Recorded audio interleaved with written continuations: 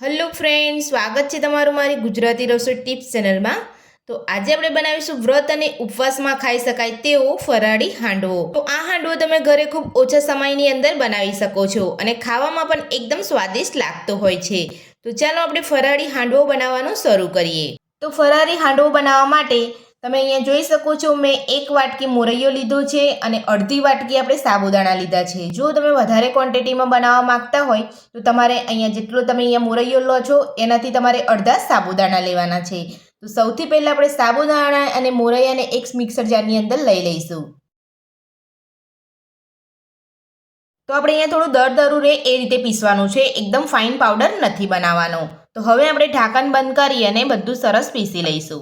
સાબુદાણા અને મોરૈયાને આપણે અહીંયા મિક્સર જારની અંદર પીસી લીધો છે। તો હવે આપણે ચેક કરી લઈશું। તો તમે જોઈ શકો છો એકદમ સરસ અહીંયા દરદરું પીસાયું છે। તો આ રીતે જ તમારે અહીંયા દરદરું પીસવાનું છે, ના વધારે તમારે અહીંયા ઝીણું રાખવાનું છે કે ના વધારે મોટું રાખવાનું છે। તો હવે આપણે દરેલો પાવડર અહીંયા એક બાઉલની અંદર કાઢી લઈશું।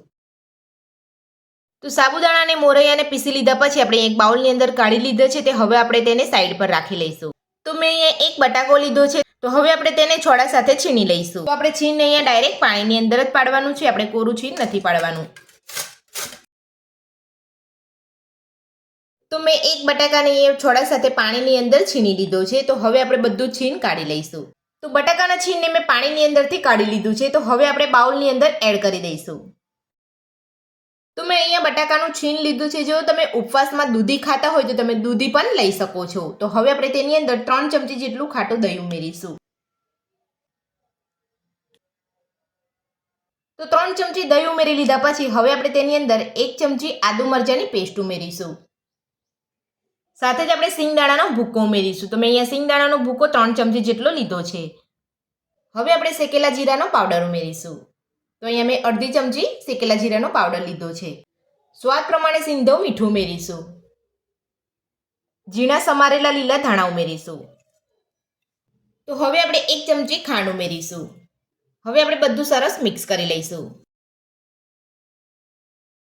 જ્યારે પણ તમે ઉપવાસનો હાંડવો બનાવો તો આ રીતે બનાવશો તો તમારો હાંડવો એકદમ સરસ બનશે।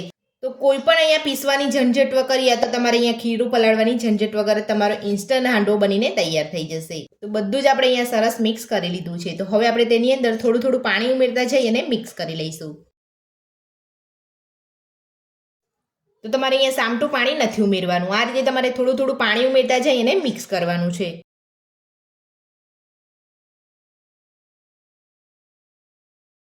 તો થોડું થોડું પાણી ઉમેરતા જઈ અને બધું સરસ મિક્સ કરી લીધું છે। તો હવે આપણે તેને 15 મિનિટ માટે ઢાંકીને રહેવા દઈશું।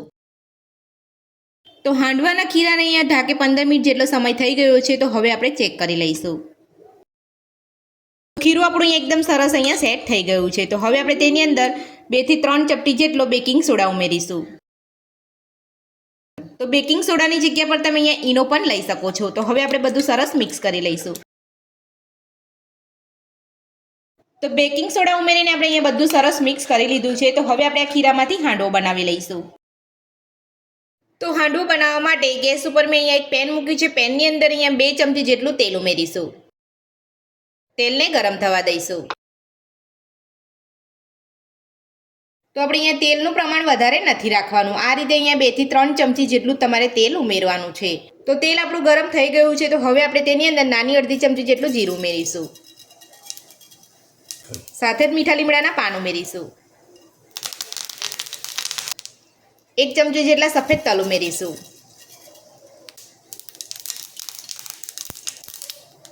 તો હવે આપણે વઘારની અંદર હાંડવાનું ખીરું ઉમેરી દઈશું।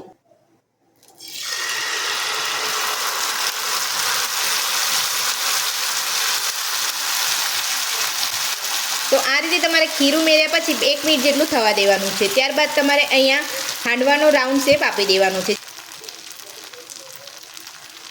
તો હવે આપણે તેને રાઉન્ડ શેપમાં કરી દઈશું।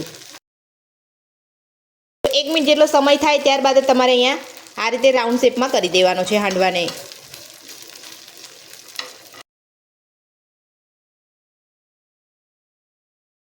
તમે જોઈ શકો છો એકદમ સરસ રાઉન્ડ શેપ થઈ ગયો છે। તો હવે આપણે તેને 3 થી 4 મિનિટ માટે ઢાંકીને થવા દઈશું। તો અહીંયા આપણે હાંડવાને મીડિયમ ગેસ ઉપર જ થવા દેવાનો છે, ફૂલ ગેસ ઉપર નથી થવા દેવાનો। ફૂલ ગેસ ઉપર રાખશો તો તમારો હાંડવો બળી જશે।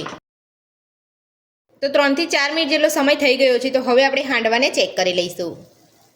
તો તમે જોઈ શકો છો આપણો હાંડવો એકદમ સરસ અહીંયા ફૂલી ગયો છે. તો હવે આપણે હાંડવાને પલટાવી લઈશું.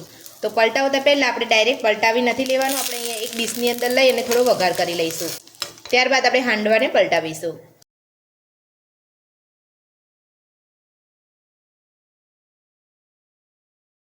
તો આ રીતે તમે બીજી બાજુ પલટાવો ત્યારે તમારે સેમ એ જ રીતે વઘાર કરી લેવાનો છે. તો હવે આપણે અહીંયા બીજી બાજુ પલટાવી લઈશું. તો બીજી બાજુ પણ 3 થી 4 મિનિટ માટે ઢાંકીને થવા દઈશું. તો હાંડવાને ફેરવે અહીંયા 3 થી 4 મિનિટ જેટલો સમય થઈ ગયો છે. તો હવે આપણે ચેક કરી લઈશું. તો હવે આપણે અહીંયા પલટાવીને ચેક કરી લઈશું. તો તમે અહીંયા જોઈ શકો છો બીજી બાજુ પણ આપણો હાંડવો એકદમ સરસ અહીંયા કૂક થઈ ગયો છે. તો આ જ રીતે તમારે હાંડવાને અહીંયા મીડિયમ ગેસ ઉપર બનાવવાનો છે. આ જ રીતે આપણે બધો જ ફરારી હાંડવો બનાવી લઈશું. તો ફરારી હાંડવો બનીને આપણો તૈયાર છે ને આપણે અહીંયા પ્લેટની અંદર સર્વ પણ કરી લીધો છે. તો આ હાંડવો તમે વ્રત અને ઉપવાસમાં ચા અને દહીં સાથે ખાઈ શકો છો. તો ફરારી હાંડવો બનાવવાની રીત તમને મારી કેવી લાગી મને કોમેન્ટ બોક્સમાં કોમેન્ટ કરીને જરૂરથી જણાવજો.